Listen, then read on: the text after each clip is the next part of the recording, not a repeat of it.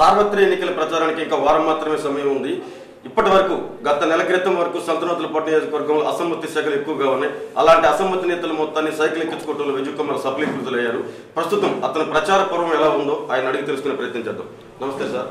నిన్నటి వరకు మీకు సంతనూతలపాటు నియోజకవర్గంలో అసమ్మతి ఎక్కువగా ఉంది. అట్లాంటి వాళ్ళు మొత్తాన్ని మీరు సైకిల్ ఎక్కించే ప్రయత్నం చేసి సక్సెస్ అయ్యారు. ప్రస్తుతం ప్రచారం ఎలా సాగుతుంది? ప్రచారం బాగా సాగుతుందండి. జనాల్లో స్పందన బాగుంది.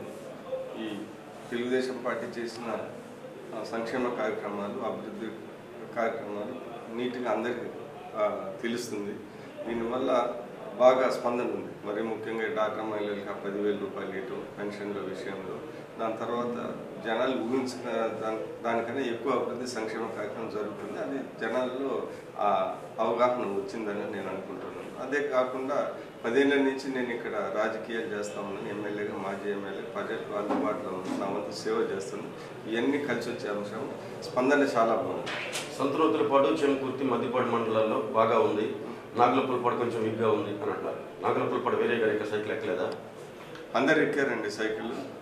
దాని తర్వాత ఒకటి ఏంటిదంటే, మీరు చెప్పేది కరెక్ట్ కాదు.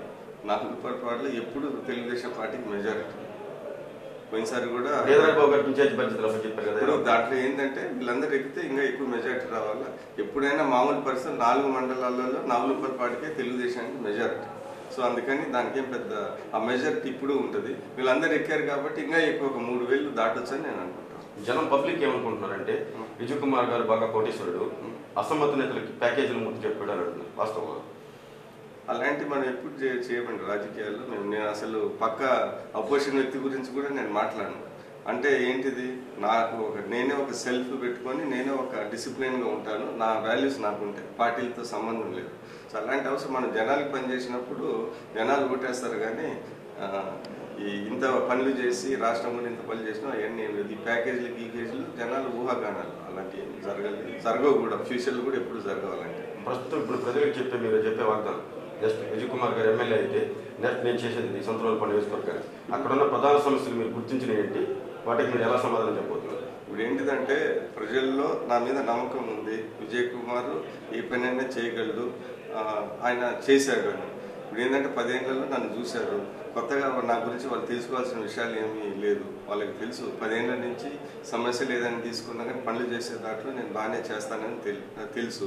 సో ఏదైనా నా దృష్టికి వస్తే రాబోయే కాలంలో కూడా నేను చేస్తాననే నమ్మకం ప్రజల్లో బాగుంది. ఎవరి దగ్గర వెళ్ళండి కానీ విజయ్ కుమార్ పని పట్టుకుంటే ఖచ్చితంగా చేసి పెడతారని. సో ఇప్పుడు చాలా వరకు చేశాము. మిగిలిపోయిన పనులు కూడా మనకు తెలుసు. ఖచ్చితంగా ఈసారి వాటి మీద దృష్టి పెడతాం. దీంట్లో మెయిన్ ఉద్దేశం ఏంటిదంటే, విజయ్ కుమార్ ఖచ్చితంగా పనులు చేశారు, మాటిస్తే ఖచ్చితంగా చేసి పెడతాడు అనేది ఉంది. సో ఈ నీటి సమస్యలు కొద్దిగా చేసేది ఉంది. అంత ఇళ్ల స్థలాలు ఇలాంటివి ఖచ్చితంగా చేయగలరు అనేది ప్రజల్లో ఆ నమ్మకం ఉంది. 10 ఏళ్ళలో మనం సంపాదించుకుంది అదే. నేను జనాన్ని అడిగితే చెప్పేది ఏంటంటే, విజయ్ కుమార్ గారు పనితీరులో నెంబర్ 1 బేస్. అతను పదవిలో లేకపోయినా రాష్ట్రంలోనే ఈ నియోజకవర్గానికి ఎక్కువ సీఎం రిలీఫ్ ఫండ్ తెప్పించాడు. పేద ప్రజలు ఆదుకునే దాంట్లో ఆయన నెంబర్ 1గా ఉన్నాడు. దాంతోపాటు మా రైతులకి సుబాబులు, జామాయిలు మెయిన్ ఈ నియోజకవర్గంలో అది ఎక్కువ.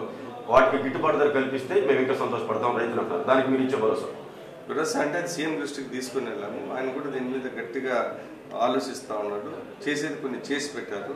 కానీ దీనికి లాంగ్ టర్మ్ సొల్యూషన్ ఏంటిదంటే, అక్కడ ఫ్యాక్టరీ కట్టడం. ఆ ఏషియా ఫ్యాక్టరీ ఏదో మన కందుకూరు కడుతున్నారు. దానివల్ల ఏంటిదంటే లాంగ్ టర్మ్ సొల్యూషన్. ఈ సుబాబు రైతులకి రాబోయే కాలంలో చాలా డిమాండ్ ఉంటుంది. ఎందుకంటే అది దగ్గర ఒక 20,000 crores ఒక ఫ్యాక్టరీ కడుతున్నారు, paper factory, Asia paper pulp factory. దానివల్ల ఏంటంటే సుబాబులకి ఇంకా రాబోయే కాలంలో చాలా మంచి గిరాకీ ఉంటుంది, మంచి రేట్లు వస్తాయి. ఓకే, మీ ప్రచారం మమ్మల్ని చేసి మీరు విజయం సాధించాలని మనస్ఫూర్తిగా కోరుకుంటున్నాను. Thank you.